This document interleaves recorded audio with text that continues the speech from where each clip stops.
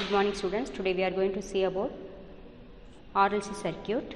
An RLC circuit is an electrical circuit consisting of a resistor and an inductor and a capacitor connected in series or in parallel. So in our lesson we are going to see the RLC circuit in series connection. RLC circuit have many applications as oscillator circuits, radio receivers and television sets use them for tuning to select a narrow frequency range from ambient radio waves.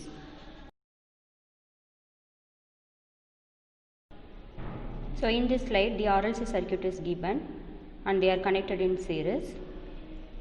The voltage is applied through this. The applied voltage is given by the equation V is equal to Vm sin omega t. So when this voltage is passing through the resistor, inductor and capacitor, the current is developed across it and the current is going to be the common since they are connected in series, but the voltage will be changed like VR, VL and VC when they are passing through the certain component. So we know that voltage across resistor is going to be VR.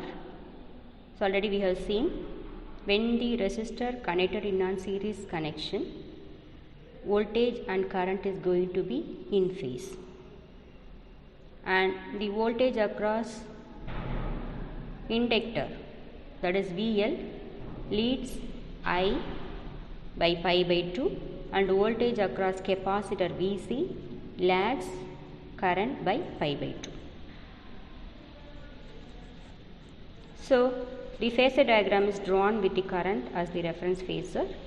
The current is represented by the phasor OI, VR by OA, VL by OB and VC by OC.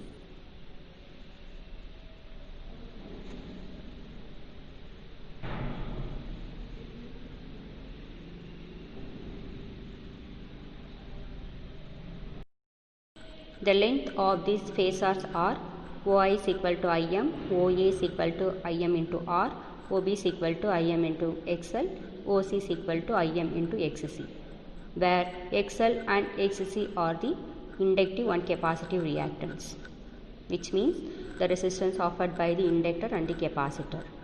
The circuit is either effectively inductive or capacitive or resistive. That depends on the value of the voltage across the inductor or the voltage across the capacitor.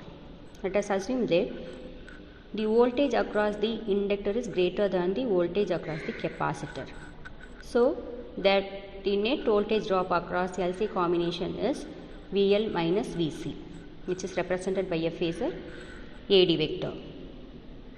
By parallelogram law, the diagonal OE gives the resultant voltage of V of VR and VL minus VC, and its length OE is equal to Vm. Therefore, V square M is equal to V square R plus VL minus VC the whole square. The next step we are going to find what is Vm. So the square root is taken in the right hand side. Im square is the common taken out as Im from the root. So Im is equal to Vm divided by root of R square plus XL minus XC the whole square. Or else we can write Im is equal to Vm divided by the Z, and Z is called the impedance of the circuit. Impedance means that is the effective resistance when the resistor and the inductor and capacitor is connected in series. Here in the diagram, the voltage triangle and impedance triangle is drawn and it is shown in the figure. So by using the parallelogram law, we have found the value of Im. So Im is equal to Vm by Z we have found already. So Z is the impedance we have known. To find the phase angle between the voltage and current, we have to use the formula of tan pi. So from the diagram we can write tan pi is equal to opposite by adjacent. So opposite is VL minus VC and adjacent is VR. Here VL, VC and VR replaced by IXL, IXC and IR. So I is the common that can be cancelled. Finally we are getting XL minus XC by R. So this is the phase angle between voltage and the current. Let's see about the special cases by using the formula tan pi is equal to XL minus XC by R. If the inductive reactance is greater than the capacitive reactance is the first case, and we are going to get XL minus XC is positive. If the inductor is resisting more than the capacitor when they are connected in series connection, and XL minus XC is going to be positive and phase angle pi is also positive. It means that the applied voltage leads the current by phi. The circuit is inductive, predominantly inductive we can say. So the expression can be written as V is equal to Vm sin omega t, I is equal to Im sin omega t minus phi. In the second case we are going to consider like XL is less than XC. That is the inductive reactance is less than the capacitive reactance, and we are going to get XL minus XC is negative and pi is also negative. Therefore current leads by phi and the circuit is capacitive. Expression can be written as V is equal to Vm sin omega t, I is equal to Im sin omega t plus phi. Third case is XL equal to XC, which means both inductor and capacitor has the same resistance. We are going to get pi is 0, therefore current and voltage are in the same phase and the circuit is resistive. So V is equal to Vm sin omega t, I is equal to Im sin omega t is the expression. Next, let's see about the resonance in series RLC circuit. So in an AC circuit, the resistor, inductor and capacitor is going to be connected with an AC source which is tunable. So the AC voltage is variable here. So when the voltage is varied, its frequency is also going to be changed. So when the adjusted frequency is matching with the natural frequency of the RLC circuit, the current in the circuit reaches its maximum value. Then the circuit is said to be in electrical resonance we can say. Here the resonance phenomenon will happen because of the value of the capacitor and the inductor. Both have the ability to store the energy. Even when the applied energy is stopped, applied voltage is stopped, they are going to, both capacitor and the inductor, they are going to give the energy mutually to each other. So when the capacitor is getting discharged and it will be passed through the inductor, and because of the collapsing magnetic field, and the capacitor will be started to charge again. This will be happening continuously. That's why oscillation will be produced in this circuit. So here the resonant angular frequency omega r is equal to 1 by root LC. That can be written as F is equal to 1 by 2 pi root of LC. At series resonance, omega r is equal to 1 by root LC and omega r square is equal to 1 by LC. So here XL is going to be XC. So at resonant condition, the inductive reactance is going to be equal to the capacitive reactance. So inductive and capacitive reactance are frequency dependent. The resonant condition XL is equal to XC. This can be achieved by the varying the frequency of the applied voltage.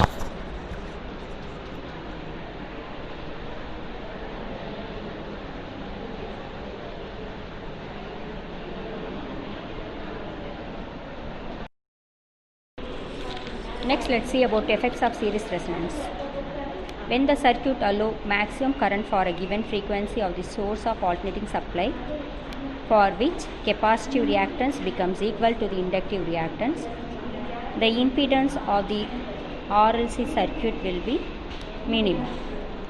So impedance of the circuit is nothing but the effective resistance provided by the resistor, inductor and capacitor when they are connected in series. So when the effective resistance is minimum, the current flow is going to be maximum. So this is known as the resonance condition.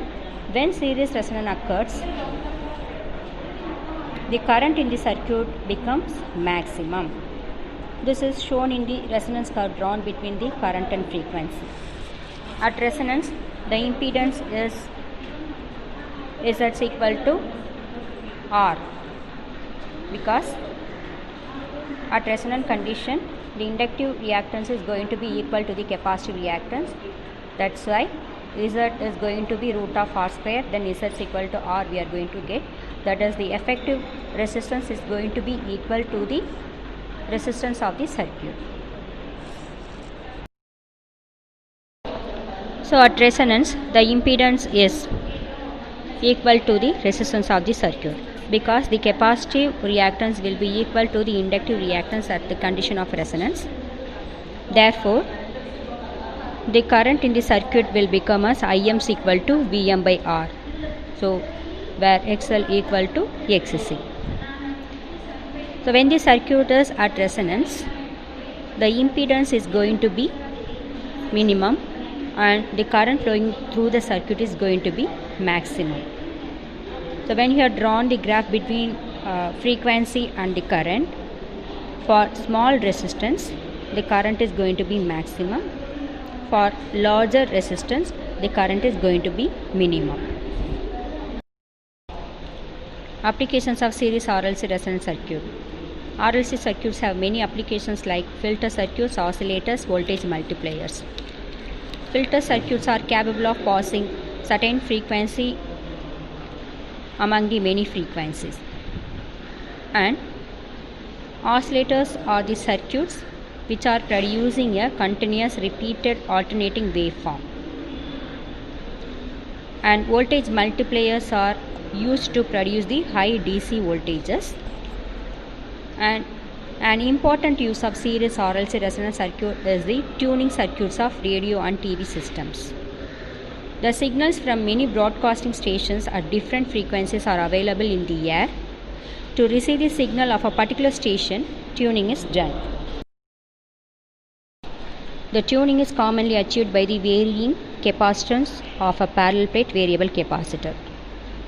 So in RLC circuit we are having the resistor, inductor and a capacitor. So the capacitance of the parallel plate variable capacitor is varied. So the resonant frequency of the circuit is also varied. When the resonant frequency is nearly equal to the frequency of the signal of the particular station, the amplitude of the current in the circuit is maximum.